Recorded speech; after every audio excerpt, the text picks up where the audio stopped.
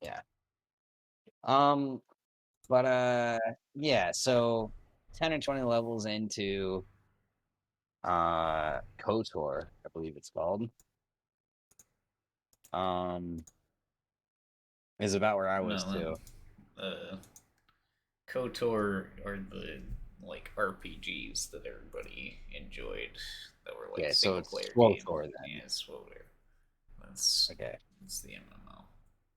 gotcha. Yeah, but 10 or 20 levels in is when on the Sith side, the story becomes really hyper focused on eating ghosts. And fuck that. Yeah, Yeah. no real Um, interest in that. no, not really. Uh, yeah, I don't know. When that became the thing that the whole game was about, like the whole story was about, I was really like, fuck off at this Yeah, point. Yeah. Um,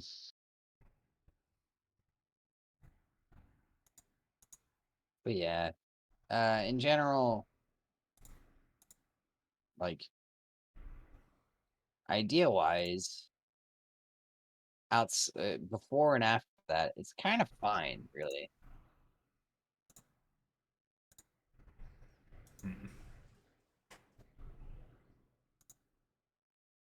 I legitimately enjoy the idea of fucking traversing the galaxy to, like, do what the fuck ever and enforce what the fuck ever. Like that was kind of the point, you know? yeah. And like, look, here's a game about um, just living in the state of the galaxy. Mhm.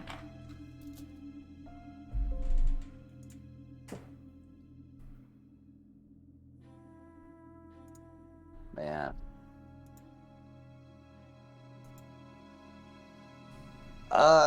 So what that means is that Raypunk is a relatively untapped genre, I would say.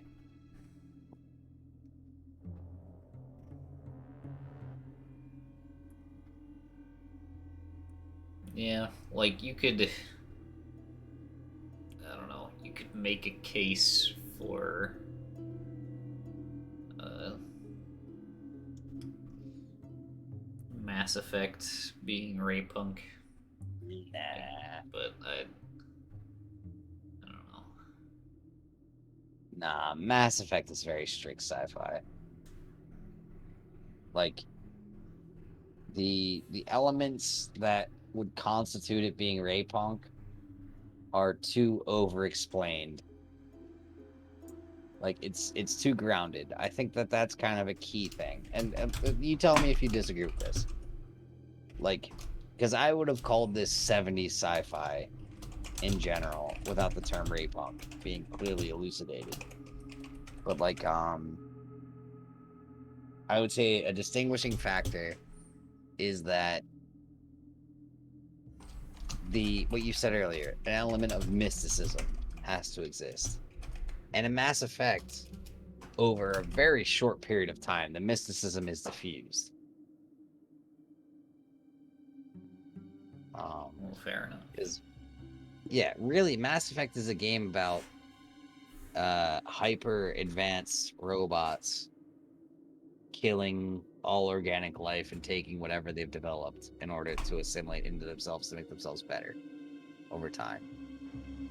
And like that could be a Ray Punk style story, but it's in Mass Effect, you know too much Mm. about the whole thing. Yeah. Yeah, I think that's something that a lot of stories nowadays tend to do, uh, especially in Hmm. video games, is like vomit too much information at you too early, or like Potentially. give you information that maybe you shouldn't have to have a better experience. Like there's some things that you Yeah. can leave out, and it actually makes your story better. Well, and like I think that it's kind of funny, right? Um, oh, there's a key example of this. I mean, Lovecraft is one, but there's a very, very primary example of this exact thing. I think it might be Lord of the Rings, actually, where um, if you're gonna create a fantasy world as an author, you should know everything, but you Yeah. don't tell. Oh, Dark Souls actually is also a good example of this. Yeah. The author should know everything, but the story only tells what the person in the perspective from which the story is told could find out. Yeah. I've Dark Souls is a funny one for this because I've heard the criticism of um, you know, why does the fire work this way? Why did Gwyn bother to do this? Why are the humans in this position? Right? Mhm. But I think Dark Souls works ultimately because even as a story, as much as it is very much just like a video game at the end of the day, as a story, it works because the chosen undead or whatever, like doesn't have the option to uncover the whole thing. So there's some very key details as to how the universe works that get left out because the chosen undead doesn't have the ability to uncover that shit at all. Yeah. Yeah. And in both like Dark Souls and Elden Ring, you get like conflicting reports in the lore. So, Right. Right. and that's Yeah. something that not a lot of people do, uh, or are able to really pull off effectively. Yeah. Hmm. Yeah, so I would maintain that in video games, Raypunk is a relatively untapped genre.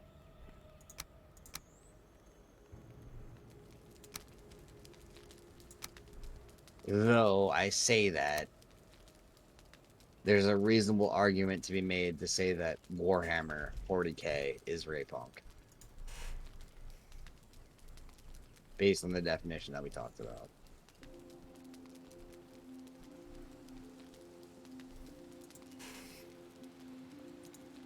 Not science fantasy.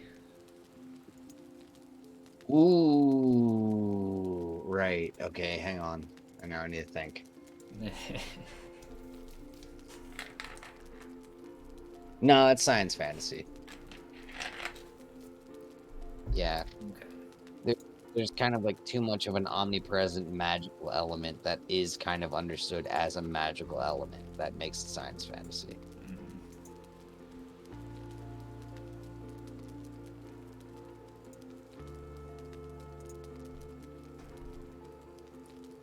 I see. Mhm. Yeah, I mean, it would be Raypunk right up until the point where you realize that there's a description of what the warp is and how it works and how it relates to everything and how it impacts the psycher abilities that make the surrealism happen. Ah, And once you have this interplay of the magic system with reality, then I think it becomes strictly science fantasy at that point. Does that make sense? I think I see what you're saying. So it's kind of like you need a like hard magic system versus a soft magic system. Yeah, but you also have to make the magic system interplay with the world, but people understand that that's what's going on. Yeah. Yeah. Because I mean, as soon as you can kind of conceptualize all of this shit, as soon as people within the world can conceptualize this stuff, and the elements are completely divorced from the typical science fiction approach, then you have a fantasy element. Really.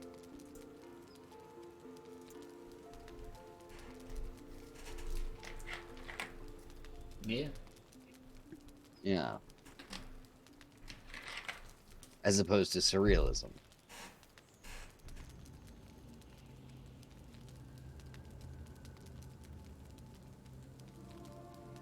Yeah. And actually, Warhammer 40K could be in the Raypunk realm if they had never explained how the warp works.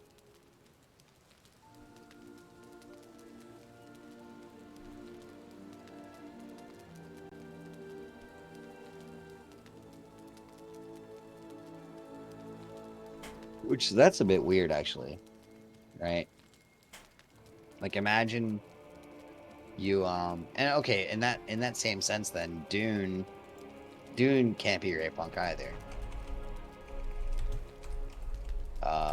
Dune is kind of strictly science fiction in that same sense, but it's a bit funny because if you were some kind of person that was hyper specific about genre, and you pick up one of these pieces to like play or read,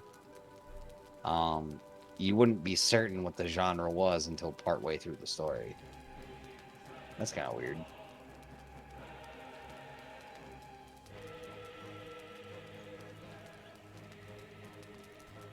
Yeah, unless you were one of those people that, like, I don't know, strictly bought or like read books or played video games that they already knew, like, okay, it's got 11 million reviews, they're all positive, and they're all saying that it's ray gun gothic, so I think it'll be a good time. Sure, yeah.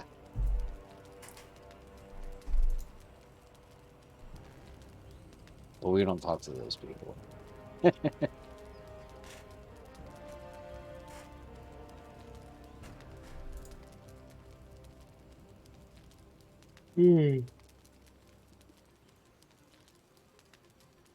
don't know.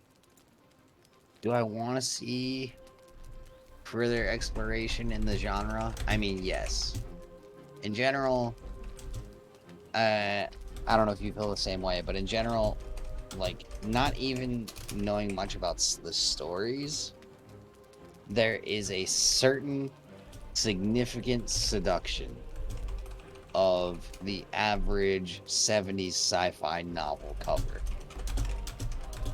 that tells me so much and so little about what I want to know, you know? Yeah. And it just makes that world seem cool. Yeah. I totally get you. I would love to be able to hone the art of, like, getting the, like, Frank Frazetta art style down or whatever. Or But I do think go on. just insert other great 70s pulp artists here. It's Yeah. much. But I do think now I'm gonna have to think about this a lot and preferably sober. Ugh. I hate thinking. But because I was just thinking, like, with regards to, since I closed everything, like my obviously my desktop wallpaper is Outer Wilds. I don't know if you've seen what my wallpaper is. No. Okay. I'll put it in the Discord chat.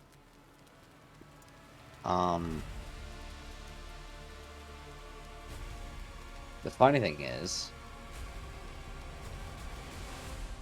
I know that you've played a very significant chunk of the game. This is not a wallpaper from the game. This is a screenshot that I took. Huh. that I constructed very carefully. Yeah.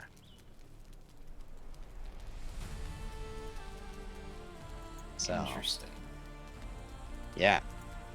People don't know the weird shit that you're capable of in Outer Wilds. But I've anyway, been meaning to go back to it sometimes. good. But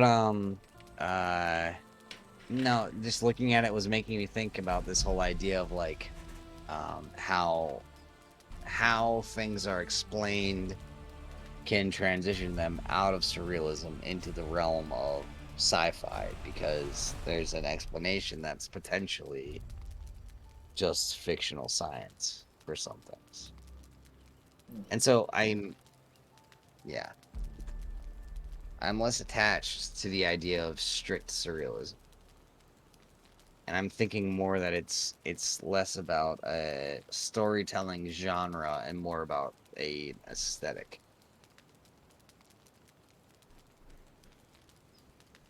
It's an ain and an an.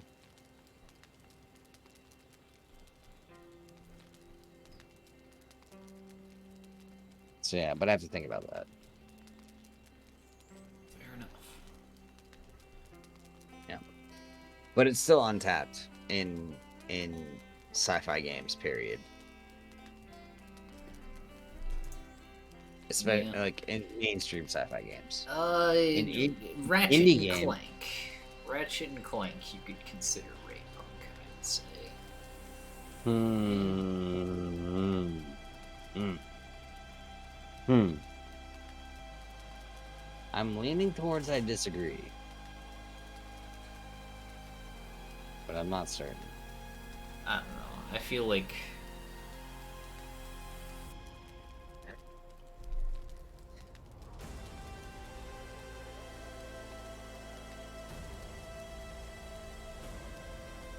like you could call it that.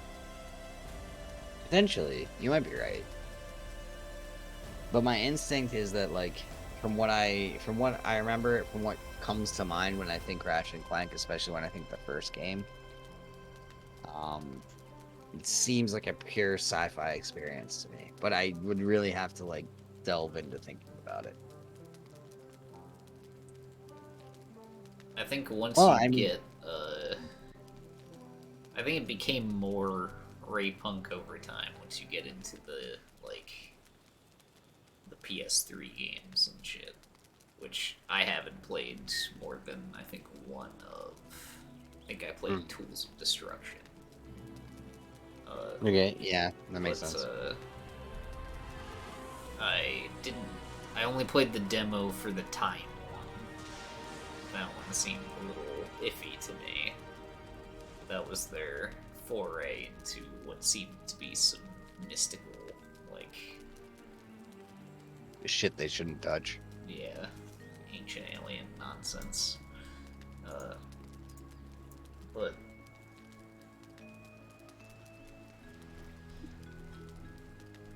yeah, pretty much. Yeah. Well, I do think Ancient Aliens can be done right in a video game setting. Like definitively correct. Oh sure. Um, but yeah, Ratchet and Clank never really had the tools for that. I mean, they could do it, but it should be kind of pure parody at that point. Yeah, Yeah. kind of like Well, what they did with the precursors in Jack and Daxter.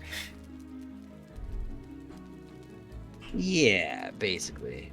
Although Jack and Daxter was still kind of like skirting the line, even though it should have kind of been parody, probably. But regardless, I need to crash, dude. So, Reese's Pieces, motherfucker. Peace. Have Yeah, a good one. later.